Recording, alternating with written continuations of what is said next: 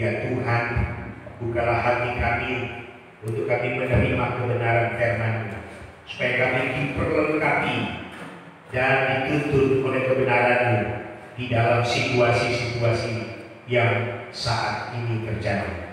Kami menyadari apa yang harus kami lakukan dalam hidup ini, ya Tuhan. Kami mohon pertolongan kuasa Roh-Mu yang kudus memberkati kami dengan firman-Mu di saat-saat seperti ini. Terima kasih Tuhan. Berfirmanlah dan pakai hamba menjadi alat-Mu untuk menyatakan kebenaran.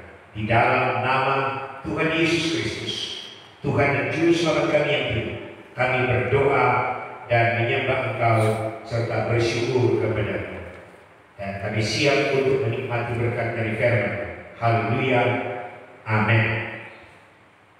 Bapak Ibu Saudara kasih Tuhan, kita akan membaca dari Kisah Para Rasul pasal yang ketiga, ayat yang ke-18 sampai 26.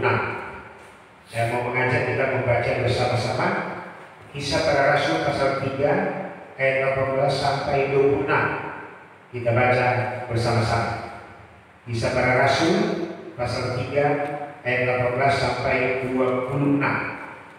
1, 2, 3. Tetapi dengan jalan demikian Allah telah menggenapi apa yang telah difirmankannya dahulu dengan perkataan nabi-nabinya, yaitu bahwa Mesias harus diutusnya, harus menderita. Karena itu sadarlah dan bertobatlah, supaya dosa dihapuskan, agar Tuhan mendatangkan waktu kelegaan dan mengutus Yesus yang dari semula diuntukkan bagimu sebagai Kristus. Kristus itu harus tinggal di surga sampai waktu pemulihan segala sesuatu, seperti yang difirmankan Allah dengan perantaraan nabi-nabinya yang kudus di zaman dahulu. Bukankah telah dikatakan Musa, Tuhan Allah akan membangkitkan bagimu seorang nabi dari antara saudara-saudaramu, sama seperti kamu. Dengarkanlah dia dalam segala sesuatu yang akan dikatakannya kepadamu. Dan akan terjadi bahwa semua orang yang tidak mendengarkan nabi itu akan dibasmi dari umat kita. Dan semua nabi yang pernah berbicara mulai dari Samuel dan sesudah dia telah bernubuat tentang zaman ini. Kamulah yang mewarisi nubuat-nubuat itu dan mendapat bagian dalam perjanjian yang telah diadakan Allah dengan nenek moyang kita, ketika Ia berfirman kepada Abraham, oleh keturunanmu semua bangsa di muka bumi akan diberkati. Dan bagi kamulah pertama-tama Allah membangkitkan hamba-Nya dan mengutusnya kepada kamu, supaya Ia memberkati kamu dengan memimpin kamu masing-masing kembali dari segala kejahatan. Bapak Ibu saya kasih Tuhan, dalam bulan-bulan ini di minggu Prapaskah atau minggu sengsara Tuhan Yesus sebelum mati kayu salib, kita sedang merenungkan tema pada bulan ini, bertobatlah sebab kerajaan surga sudah dekat. Saudara-saudara yang kasih Tuhan, kita ada dalam situasi yang tidak menentu saat ini. Segala kekuatan daya upaya dunia sedang dikerahkan untuk mengatasi situasi ini. Tapi satu hal yang pasti yang harus kita sadari, bahwa bencana, penyakit, kelaparan, penderitaan disebabkan oleh 3 hal. 1, karena dosa manusia, karena manusia sudah berdosa. 2, karena pekerjaan iblis. Dan 3, karena kesalahan manusia itu sendiri. Kalau kita merenungkan tentang situasi-situasi ini, apa yang harus kita lakukan? Tidak ada yang bisa kita lakukan kecuali kita hanya datang kepada Tuhan, merendahkan diri di hadapan Tuhan dan bertobat, kembali kepada Tuhan, mengakui segala dosa-dosa. Teks yang kita baca hari ini adalah merupakan bagian dari rangkaian peristiwa khotbah Petrus, di mana sebelumnya Petrus baru saja menyembuhkan orang yang lumpuh sejak lahir. Artinya bahwa orang yang lumpuh sejak lahir tidak dapat disembuhkan secara medis. Tidak ada satu kekuatan medis yang bisa mengubah keadaan kelumpuhan seseorang sejak lahir. Tetapi dalam peristiwa ini pasal 3 dikatakan bahwa Petrus menyembuhkan orang yang lumpuh sejak lahir, yang secara medis tidak bisa dikerjakan, tetapi bisa mengalami pemulihan total, kesembuhan oleh karena nama Yesus. Petrus berkata, emas dan perak tidak ada padaku, tetapi apa yang aku punya aku berikan kepadamu. Demi nama Yesus, orang Nazaret itu berjalan, dan orang lumpuh itu mengalami pemulihan secara utuh, secara total, dari keadaan yang tidak mungkin menjadi mungkin. Dia bisa berjalan kembali. Berarti ada satu penciptaan baru, pemulihan baru yang hanya bisa dikerjakan oleh karya dan kuasa Yesus Kristus.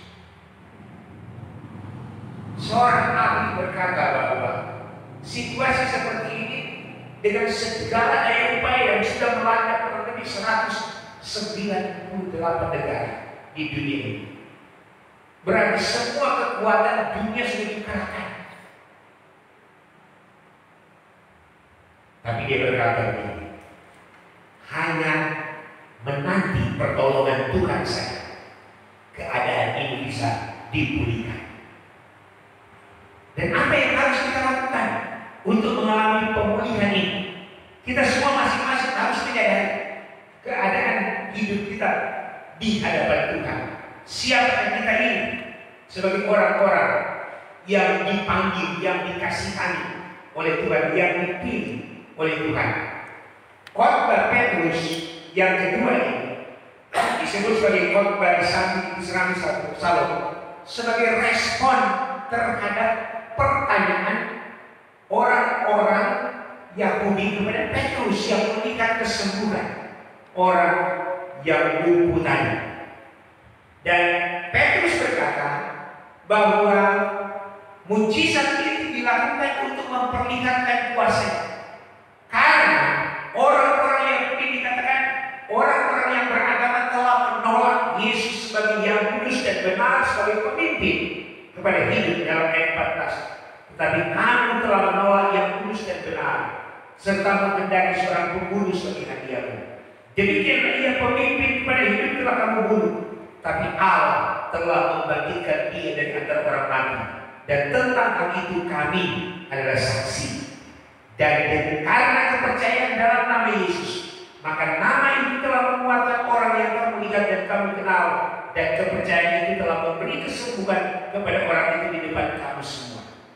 Jadi apa yang kita lihat di sini, bahwa tujuan Petrus menyembuhkan orang lumpuh, tujuan Petrus memulihkan segala penderitaan, sakit penyakit dari orang ini, supaya nama Yesus yang ditolak, yang tidak diterima oleh banyak orang,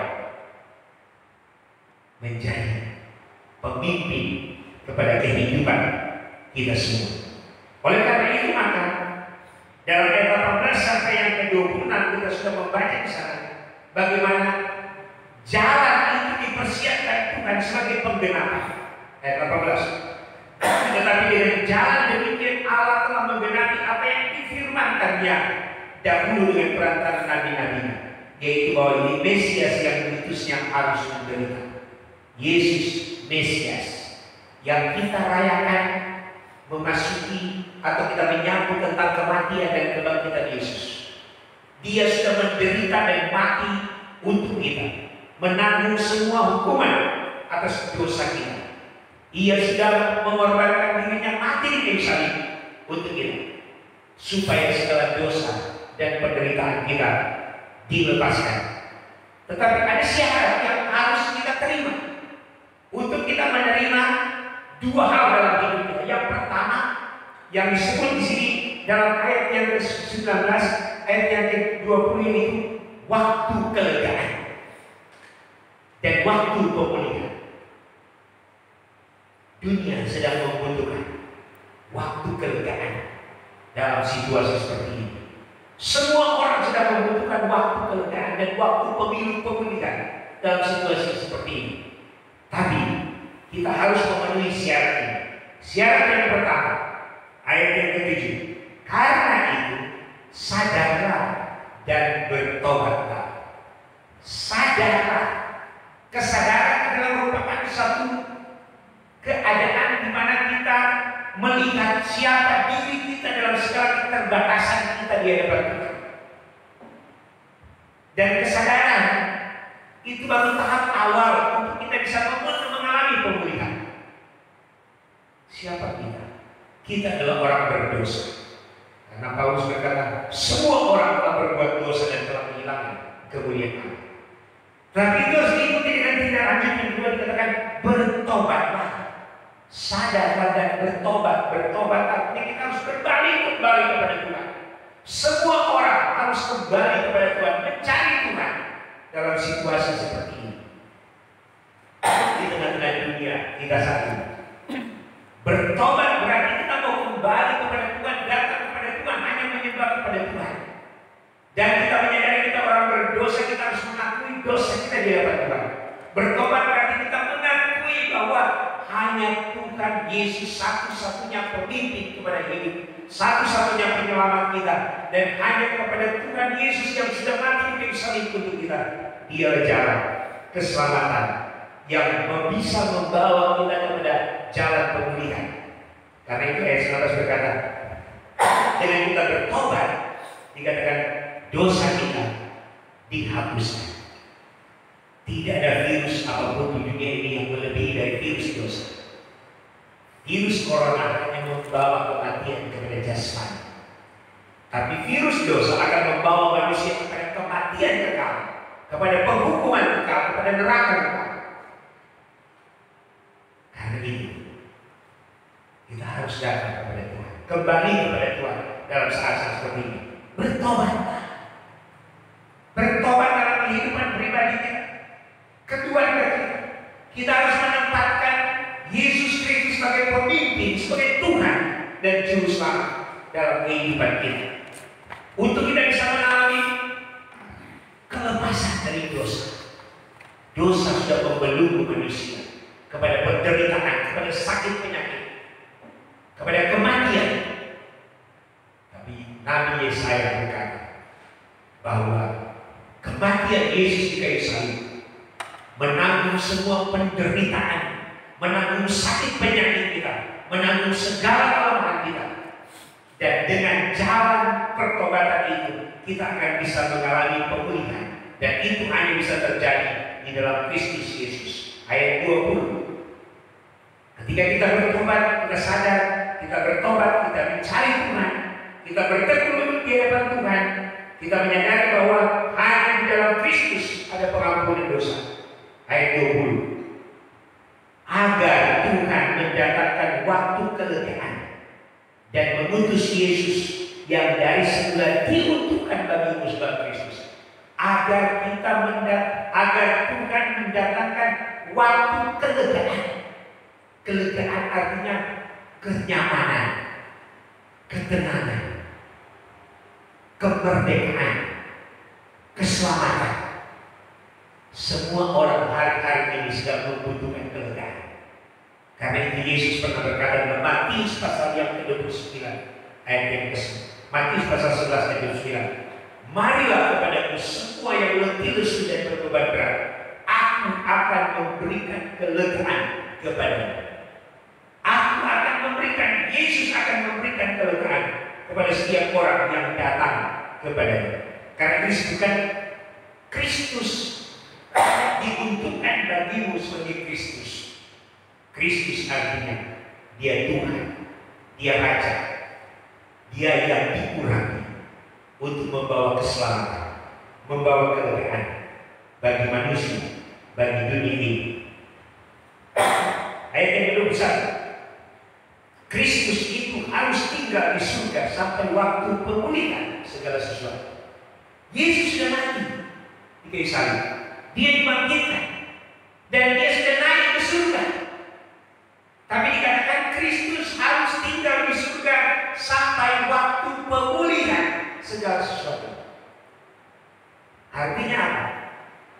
Bahwa Yesus yang Bethlehem dia menjadi juru selamat, tetapi dia akan datang kembali menjadi hakim dan akan memulihkan segala sesuatu.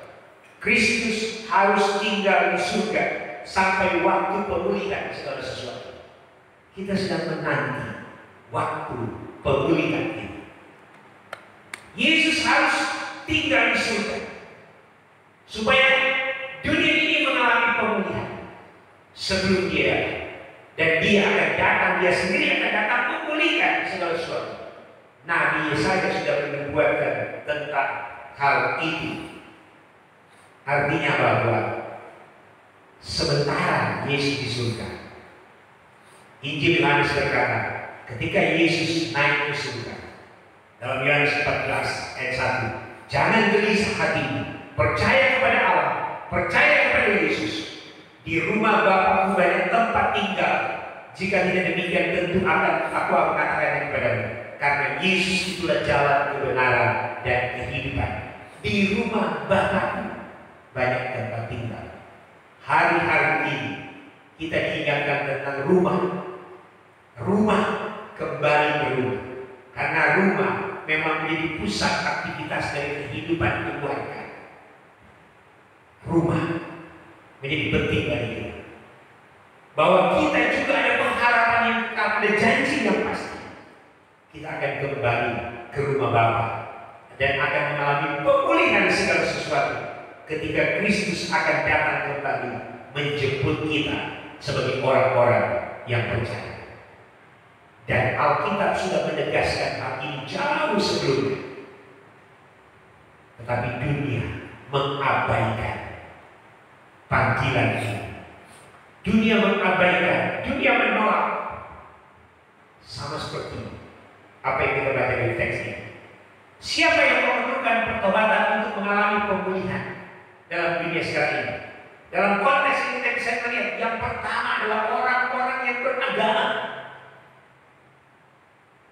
Petrus sedang berkhotbah kepada orang Yahudi yang beragama. Mereka taat beragama, tapi mereka perlu pertobatan untuk mengalami pembaharuan hidup, karena agama tidak membawa kita kepada keselamatan. Agama hanya menuntun kita untuk mencari Tuhan, dan Tuhan sendiri sudah datang untuk mencari kita melalui Yesus Kristus. Dan yang kedua, pada semua orang yang sedang berada di dalam dunia ini. Bapak Ibu sudah dikasih Tuhan, minggu-minggu ini kita tidak tahu apa yang akan terjadi besok. Tapi satu hal yang pasti yang Tuhan minta kepada kita, kalau kita ingin pemulihan, kalau kita ingin sesuatu terjadi, kalau kita ingin menikmati waktu kelegaan ini, kita perlu bertobat dan datang kepada Tuhan. Jadikan Yesus itu Kristus, Tuhan, pemimpin dalam hidup kita. Dan biarlah kita tetap setia sampai waktu Kristus datang membawa pemulihan secara total, secara utuh bagi dunia ini.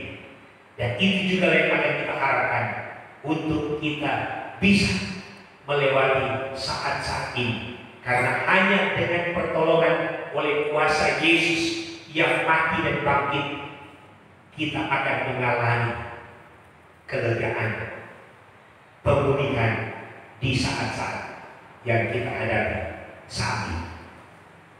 Kiranya Tuhan memberkati kita semua, dan kiranya Tuhan akan menolong kita melewati situasi ini, dan kiranya kita datang dalam pengakuan iman kita untuk kita kembali memeriksa hidup kita. Apakah kita sungguh-sungguh memprioritaskan Tuhan? Dengan kita kembali ke rumah, kita diminta supaya itu menjadi kesempatan bagi kita untuk mencari Tuhan, menemukan Tuhan, dan hanya di dalam Kristus Yesus yang akan kita rayakan kematian dan kebangkitannya dalam beberapa minggu ke depan ini, mengingatkan kepada kita untuk kita bisa bertobat dari segala kelalaian kita, dari segala keterbatasan kita, dari segala dosa kita, supaya kita bisa mengalami kelegaan dan pemulihan. Tuhan Yesus memberkati kita semua. Mari kita berdoa. Terpujilah Engkau ya Tuhan, karena hanya Engkaulah Tuhan, satu-satunya juru selamat kami. Untuk kami boleh mengalami kelegaan dan pemulihan. Dan itu terjadi ketika Kristus bertakhta di dalam hati kami, dalam hidup kami. Dan ketika Kristus akan memulihkan segala sesuatu di dalam dunia. Sementara kami ada dalam dunia, kami terus bergumul dengan berbagai masalah, persoalan, bahkan situasi-situasi yang tidak pasti. Tapi kami bersyukur di dalam Yesus kami ada kepastian. Karena Yesus berjanji Engkau akan datang memulihkan segala sesuatu. Terima kasih Tuhan. Kiranya Engkau meningkat setiap hati kami dalam kesungguhan kami untuk berbalik dan kembali kepadamu, memprioritaskan Tuhan, menempatkan Tuhan. Dan kiranya kesempatan kami ada di rumah masing-masing, kami juga bersama-sama keluarga menemukan Tuhan yang menjadi juru selamat bagi kami. Dalam nama Yesus, haleluya, amin. Tuhan Yesus memberkati kita semua, dan kita akan mengakhiri ibadah kita. Kita nyanyikan pujian Bapa, Engkau sungguh baik, kasih-Mu melimpah di hidupku. Dan kiranya kita akan menikmati kebaikan Tuhan di minggu yang akan kita lalui, dan kita tetap berjaga, kita tetap mengikuti apa yang diinstruksikan pemerintah untuk kita ada di rumah, menjauhi kegiatan-kegiatan yang ada. Bapa, Engkau sungguh baik.